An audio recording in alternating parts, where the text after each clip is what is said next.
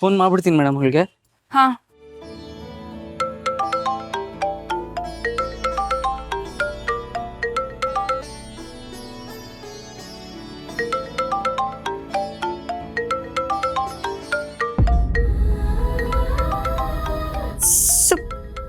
ಸುವರ್ಣ ಕಾಲ್ ಮಾಡ್ತವ್ರಲ್ಲ, ಮನೆಯವರೆಲ್ಲ ಹೆಂಗವರೋ ಏನೋ, ಅವರಿಬ್ರನ್ನು ನೋಡ್ಬೇಕನ್ನಿಸ್ತೈತೆ ಅನ್ನೋದನ್ನ ನಾನು ಈಗಲೇ ಹೇಳ್ಬಿಡ್ತೀನಿ.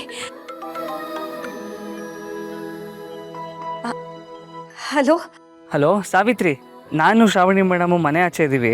ಒಂಚೂರು ಆಚೆ ಬರೋದಕ್ಕಾಗುತ್ತಾ? ಅಯ್ಯೋ ದ್ಯಾವ್ರೆ, ನೀವಿಬ್ರು ಮನೆ ಆಚೆ ಬಂದಿವ್ರಾ? ಅದ್ಯಾವ್ರು ನಿಮ್ಮಿಬ್ರನ್ನು 100 ಕಾಲ ಸಂದಾಕಿಟ್ಟಿರ್ಲಿ.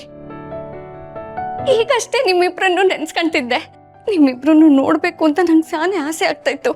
ನೀವು ಈಗಲೇ ಬಂದ್ಬಿಟ್ಟಿದ್ದೀರಲ್ಲ, ನಾನು ಈಗಲೇ ಬರ್ತೀನಿ. ಸರಿ ಸಾವಿತ್ರಿ.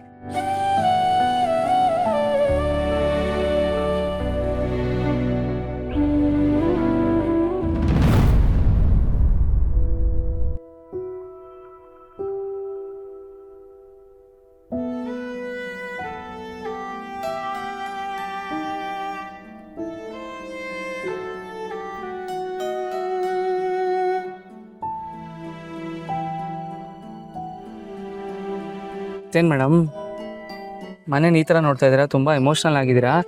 ಭಾವನೆಗಳೆಲ್ಲ ಮನ್ಸಲ್ಲೇ ಇರೋ ಹಾಗೆ ನಾನು ಎಷ್ಟು ನೆನಪುಗಳು ಈ ಮನೇಲಿದೆ ಸುಬ್ಬು. ಚಿಕ್ಕ ವಯಸ್ಸಿಂದನೂ ನಾನು ಆಡಿ ಬೆಳೆದಿದ್ದ ಮನೆ ಇದು.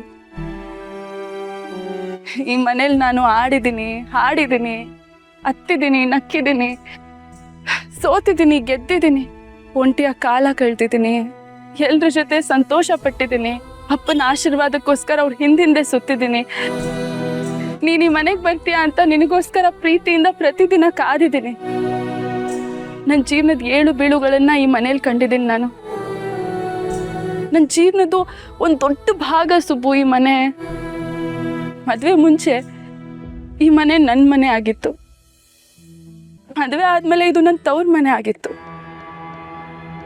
ಈಗ ನೋಡು, ಹೊರಗಿನವಳ ಥರ ನಾನು ಈ ಮನೆ ಆಚೆ ನಿಂತು ಈ ಮನೆ ನೋಡ್ತಾ ಇದ್ದೀನಿ. ಸಾರಿ ಮೇಡಮ್, ನನಗೆ ಹೇಗೆ ರಿಯಾಕ್ಟ್ ಮಾಡಬೇಕು, ಏನು ಹೇಳಬೇಕಂತಲೇ ಗೊತ್ತಾಗ್ತಾ ಇಲ್ಲ.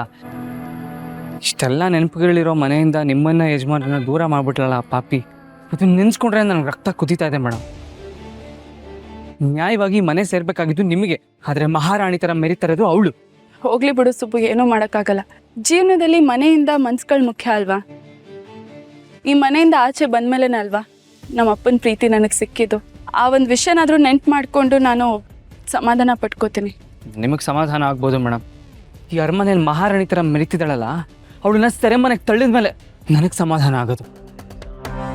ಈ ಆಸ್ತಿ, ಅಧಿಕಾರ, ಸಂಪತ್ತು ಇದನ್ನೆಲ್ಲ ಯಜಮಾನರು ಕಷ್ಟಪಟ್ಟು ಸಂಪಾದನೆ ಮಾಡಿದ್ದು ಮೇಡಮ್.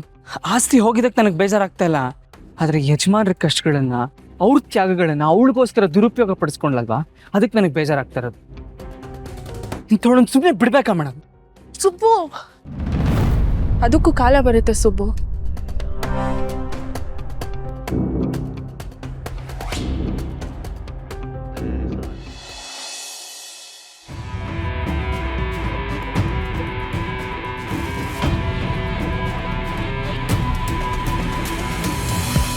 ವೀರು ಹೀಗೆಲ್ಲ ಮೋಸ ಮಾಡ್ತಾನೆ ಅಂತ ನಾನು ಅನ್ಕೊಂಡೇ ಇರಲಿಲ್ಲ.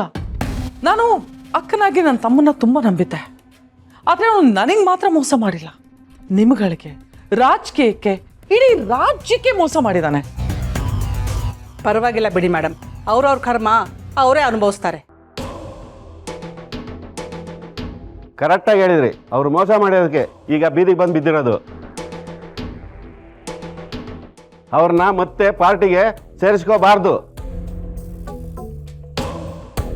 ಮುಖ್ಯಮಂತ್ರಿ ಜೊತೆ, ಪಾರ್ಟಿ ಪ್ರೆಸಿಡೆಂಟ್ ಜೊತೆ, ಹೈಕಮಾಂಡ್ ಜೊತೆ ನಾವೆಲ್ಲರೂ ಮಾತಾಡೋಣ.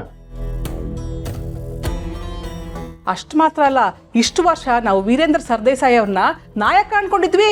ಆದ್ರೆ ಈಗ ನಮ್ಗೆ ಹೊಸ ನಾಯಕಿ ಸಿಕ್ಕಿದ್ದಾಳೆ. ಹೊಸ ನಾಯಕಿನ ಏನು ಹೇಳ್ತಿದ್ದೀರಾ? ಹೌದು ಮೇಡಮ್, ನಮ್ಗೆ ಸಿಕ್ಕಿರೋ ಹೊಸ ನಾಯಕಿ ಬೇರೆ ಯಾರೂ ಅಲ್ಲ, ಅದು ನೀವೇ.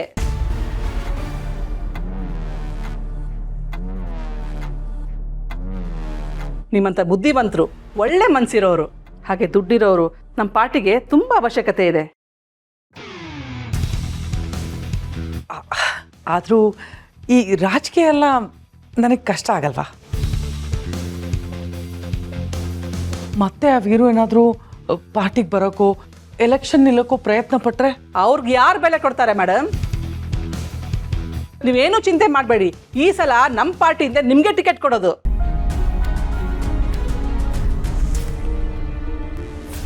ನಿಮ್ಮನ್ನು ಗೆಲ್ಸಕ್ಕೆ ನಾವೆಲ್ಲ ನಿಮ್ಮ ಹಿಂದೆ ಇರ್ತೀವಿ.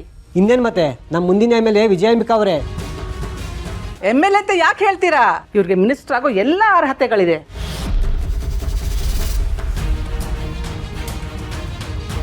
ಚೀಫ್ ಮಿನಿಸ್ಟರ್ ವಿಜಯಾಂಬಿಕಾಗೆ ಆ ಸ್ಥಾನಕ್ಕೆ ನೀವು ಬಂದೇ ಬರ್ತೀರಿ. ಅಯ್ಯೋ, ನನಗೆ ಅಷ್ಟೊಂದು ಅರ್ಹತೆ ಇದೆಯಾ? ಏನ್ ಮೇಡಮ್ ಹೀಗಂತೀರಾ? ನೀವು ಮನಸ್ಸು ಮಾಡಿದ್ರೆ ಇಡೀ ರಾಜಕೀಯನೇ ಅಲ್ಲೋಲ ಕಲ್ಲೋಲ ಮಾಡ್ಬೋದು. ನಮ್ಮ ರಾಜ್ಯದ ರಾಜಕೀಯದಲ್ಲಿ ರಾಣಿಯಾಗಿ ಅಧಿಕಾರ ನಡೆಸ್ಬೋದು ನೀವು.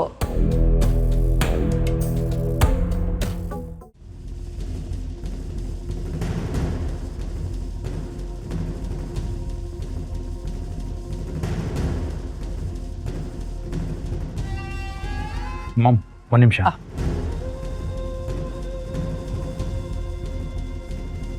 ಹೇಯ್ ನಿಂತ್ಕೋ. ನಾನು ನಿನ್ನ ಗಮನಿಸ್ತಾನೆ ಇದ್ದೀನಿ. ಮನೆಯಲ್ಲಿ ಇಷ್ಟು ದೊಡ್ಡ ಫಂಕ್ಷನ್ ನಡೀತಾ ಇದೆ, ದೊಡ್ಡ ದೊಡ್ಡ ಗೆಸ್ಟ್ಗಳೆಲ್ಲ ಬಂದಿದ್ದಾರೆ. ಬೆಳಗ್ಗೆಯಿಂದ ಮುಖ ಓದಿಸ್ಕೊಂಡು ಕೂತಿದ್ದವಳು ಆಲ್ ಆಫ್ ಅ ಸಡನ್ ನಗ್ನಾಗ್ತಾ ಎಲ್ಲ ಹೋಗ್ತಿದ್ಯಲ್ಲ, ಇದಕ್ಕೇನು ಕಾರಣ? ಏನು ದೊಡ್ಡವರ ಆಸ್ತಿ ಅಂತಸ್ತು ಅಧಿಕಾರ ದುರಾಂಕಾರ ಇದ್ದವರು ದೊಡ್ಡವರಾಗಕ್ಕಾಗಲ್ಲ. ಆತ್ಮಸಾಕ್ಷಿ, ಸ್ವಾಭಿಮಾನ, ಒಳ್ಳೆ ಗುಣ ಇಂಥವ್ರು ಮಾತ್ರ ನನ್ನ ಕಣ್ಣಿಗೆ ದೊಡ್ಡವ್ರಂಗೆ ಕಾಣೋದು. ಕೆಟ್ಟ ಹುಳಗಳೆಲ್ಲ ಒಂದು ಕಡೆ ಸೇರಿರುವಾಗ ಅದನ್ನು ನೋಡಿ ನಗು ಬರಲ್ಲ, ವಾಕರಿಕೆ ಬರುತ್ತೆ. ಓಹೋ, ಹಾಗಿದ್ರೆ ನೀ ಈ ರೀತಿ ನಗ್ನಗ್ತಾ ಹೋಗ್ತಿದ್ಯಲ್ಲ, ಅದಕ್ಕೇನು ಕಾರಣ? ಏನು ದೇವರು ಪ್ರತ್ಯಕ್ಷ ಆಗಿದ್ದಾನ? ಹಂಗೆ ಅನ್ಕೊಳ್ಳಿ. ಏಯ್ ನಿಂತ್ಕೋ. ಸಾವಿತ್ರಿ, ಸಾವಿತ್ರಿ.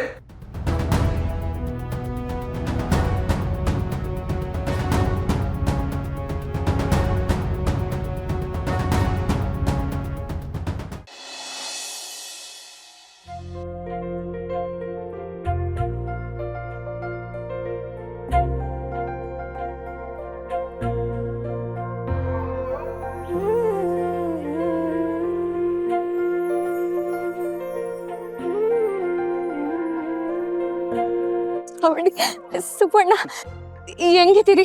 ಯಜಮಾನ್ರು ಹೆಂಗವ್ರೆ? ನಾವು ಚೆನ್ನಾಗಿದ್ದೀವಿ, ಯಜಮಾನ್ರು ಚೆನ್ನಾಗಿದ್ದಾರೆ, ಅಮ್ಮ ಅಜ್ಜಿ ಎಲ್ಲರೂ ಚೆನ್ನಾಗಿದ್ದಾರೆ. ಅಮ್ಮ, ಅಯ್ಯೋ ಈ ಪದನ ನಿಮ್ಮ ಬಾಯಿಂದ ಕೇಳೋಕ್ಕೆ ಎಷ್ಟು ಸಂತೋಷ ಆಗತ್ತೆ.